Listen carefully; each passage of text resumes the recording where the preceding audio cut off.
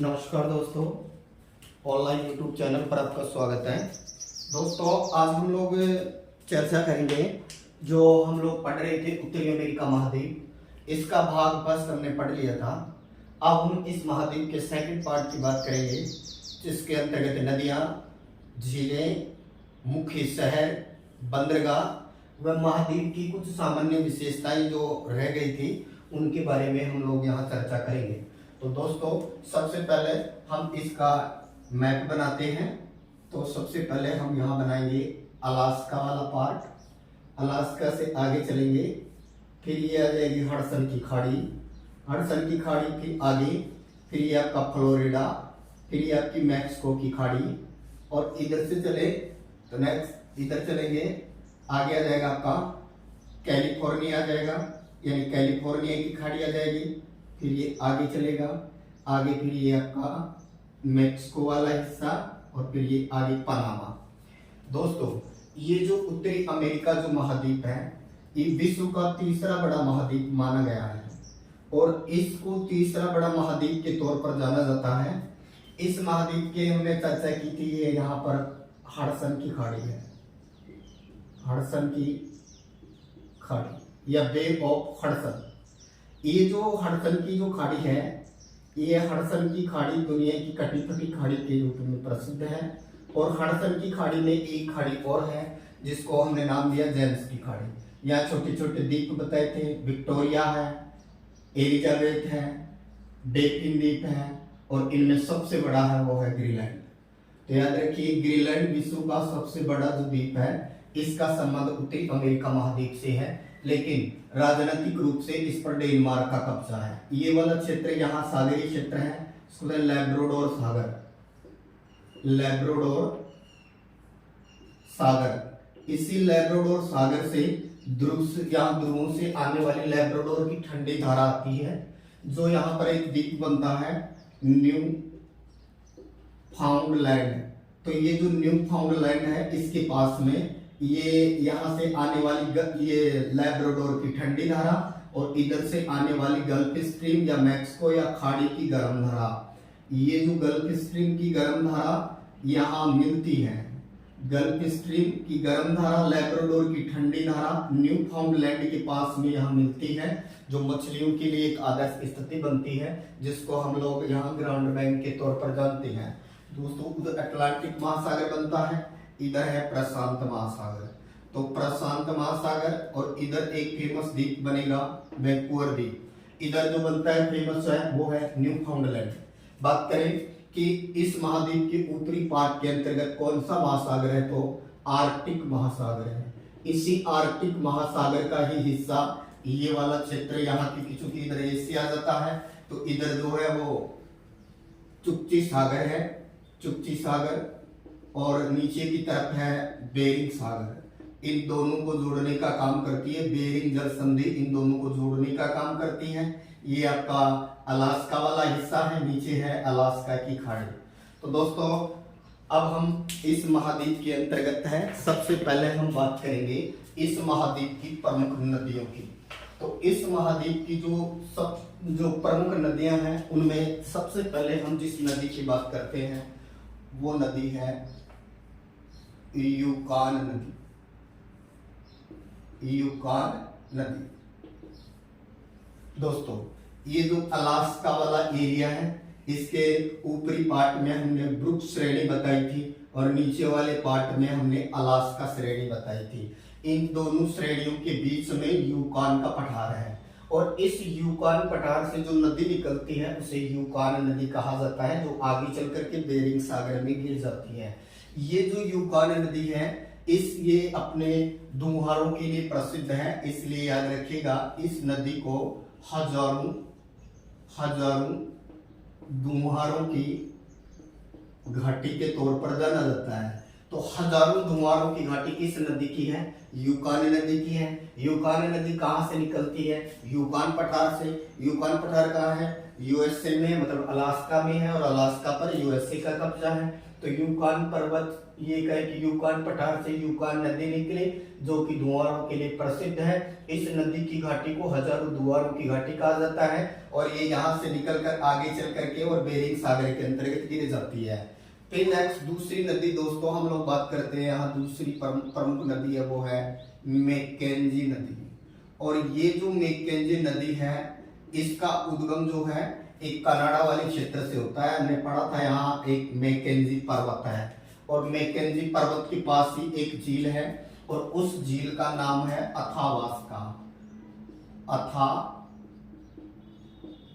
Great slave. झील का नाम है ग्रेट स्लेव।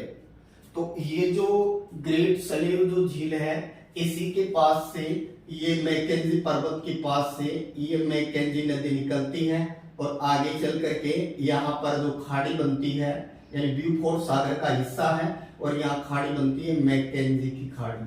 तो आगे चल करके ये मैकेंजी की खाड़ी में गिर जाती है। तो दोस्तों मैकेंजी नदी इसका उद्गम कनाडा में मैकेंजी पर्वत के पास ग्रेट स्लेव झील से होता है और ये आगे चलकर उत्तर पश्चिम की ओर बहती हुई मैकेंजी की खाड़ी में गिर जाती है। इसके नेक्स्ट दोस्तों तीसरी नदी जिसकी हम बात करेंगे वो है नेल्सन नदी।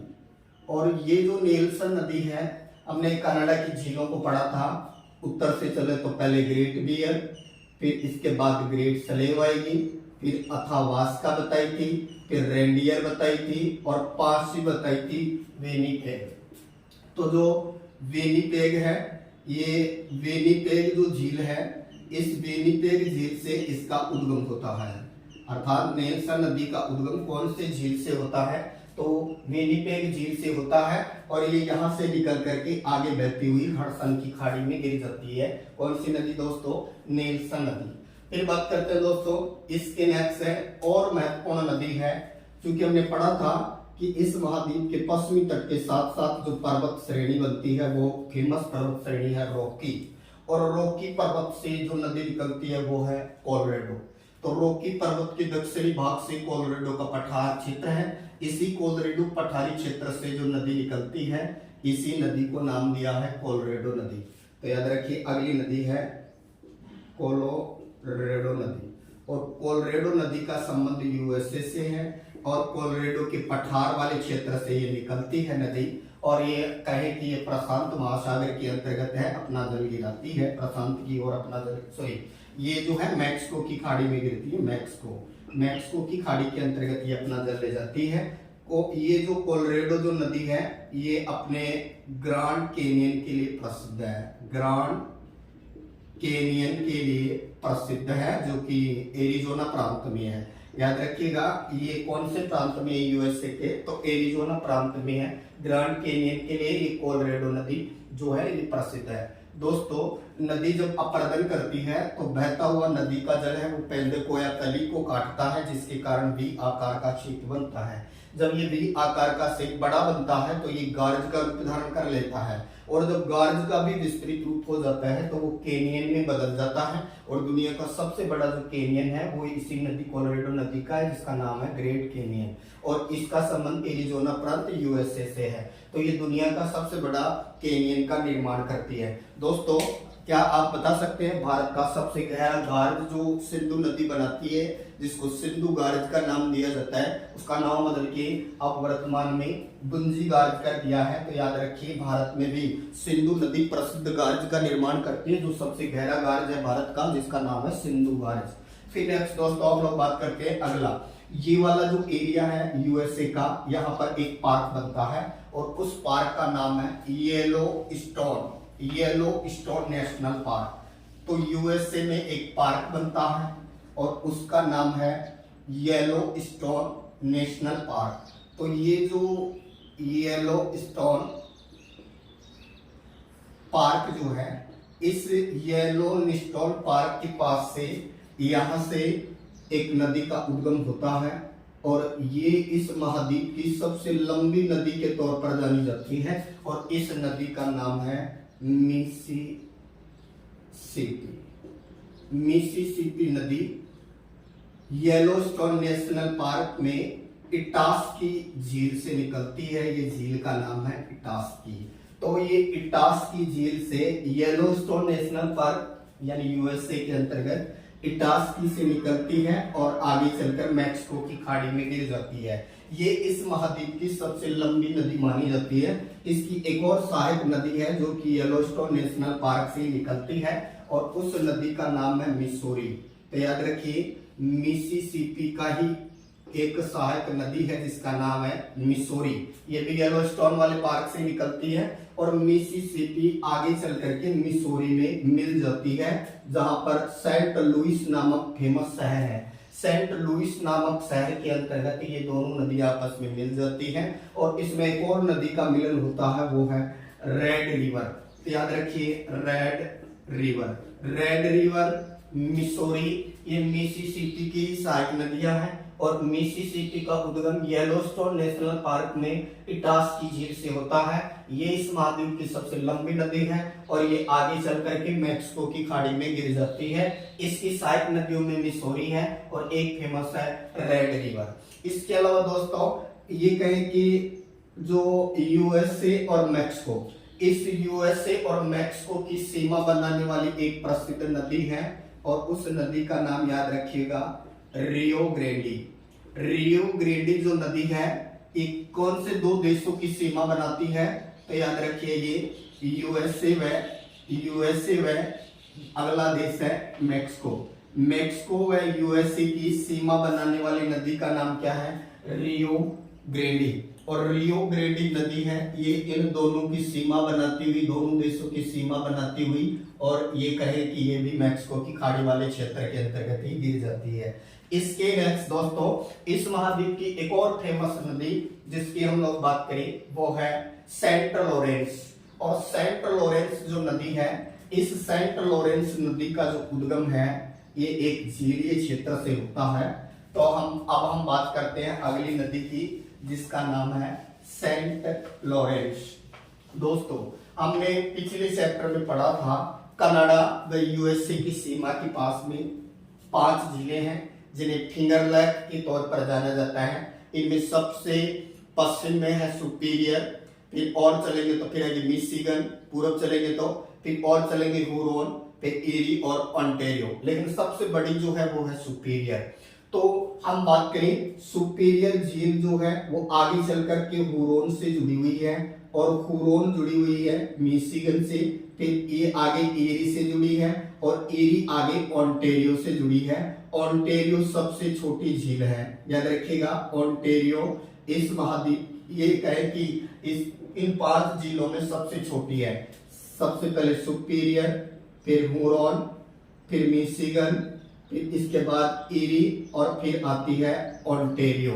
तो ये जो कहे कि ओंटारियो जो झील है इसी के पास से इस नदी का उद्गम होता है।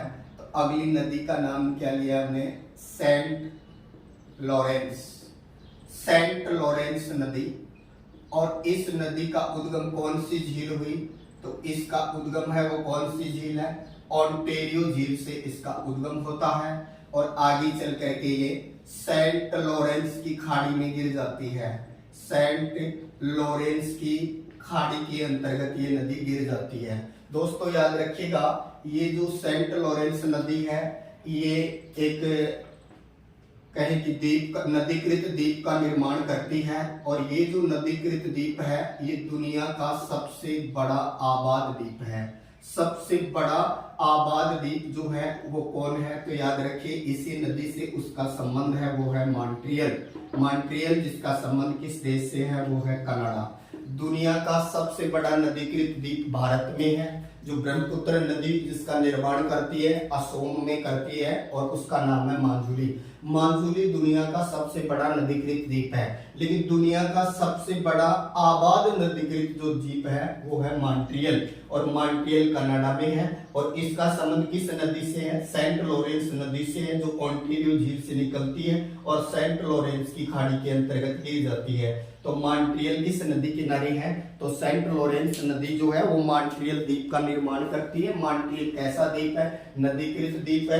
जैसे अमेजन नदी मराजू द्वीप का निर्माण करती है, जैसे ब्रह्मपुत्र नदी जो है वो मांजुली द्वीप का निर्माण करती है, वैसे सेंट लॉरेंस नदी है वो मॉन्ट्रियल द्वीप का निर्माण करती है। मॉन्ट्रियल कनाडा का प्रसिद्ध शहर भी है दोस्तों। ये दुनिया का नदीकृत सबसे बड़ा आबाद यानी जिस पर सबसे ज्यादा लोग रहते हैं वो द्वीप माना जाता है। जैसे मॉन्ट्रियल कागज उद्योग के लिए भी प्रसिद्ध माना जाता है।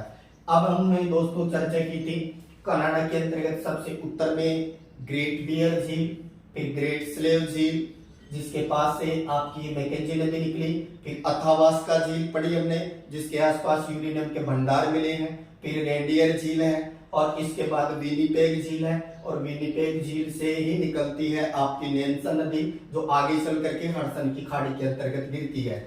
अब इन दो झीलों के पास वाले जो कुछ फेमस चीजें हैं दोस्तों उनके बारे में हम पता करते हैं। तो सबसे पहले हम चर्चा करते हैं महान झीलों में सबसे पहली झील, और उस सबसे पहली झील को नाम दिया हमने सुपीरियर झील। तो हम सबसे पहले नंबर 1 जिस झील की बात करेंगे उस झील का नाम है सुपीरियर झील या लेक सुपीरियर। लेक सुपीरियर इसका 90% हिस्सा यूएसए में है, 10% हिस्सा इसका कनाडा में है, इसलिए सर्वाधिक ये यूएसए में है। इसलिए दोनों ऑप्शन अगर एक साथ दे दे तो हमें यूएसए ही करना है। सुपीरियर विश्व की सबसे बड़ी जो झील है वो है खारे पानी की जिसका नाम है कैस्पियन सागर जो एशिया और यूरोप के मध्य में है। लेकिन जो विश्व की ताजे पानी की या मीठे पानी की जो सबसे बड़ी झील है वो है सुपीरियर। तो पहला फैक्ट हो गया विश्व की मीठे पानी की या ताजे पानी की सबसे बड़ी प्राकृतिक झील है ये सुपीरियर। ये जो सुपीरियर झील है दोस्तों इस सुपीरियर झील के आसपास लोहा इस्पात के कारखाने लगे हैं, मतलब लोहे के खनिजों की प्रधानता है आसपास, और तो इसी के किनारे लोहा इस्पात उद्योग जो है वो लगे हुए हैं सुपीरियर के पास में ही यहाँ पेंसिलिया जो राज्य है वो कोयले के लिए प्रसिद्ध है। पेंसिलिया जो राज्य है वो कोयले के लिए प्रसिद्ध है, तो यहाँ कोयला और लोहा इस्पात दोनों होते हैं। इस कारण से ये सुपीरियर वाला जो एरिया है ये बहुत प्रसिद्ध है। और यहाँ पर जो एक हमने पढ़ा था कि यहाँ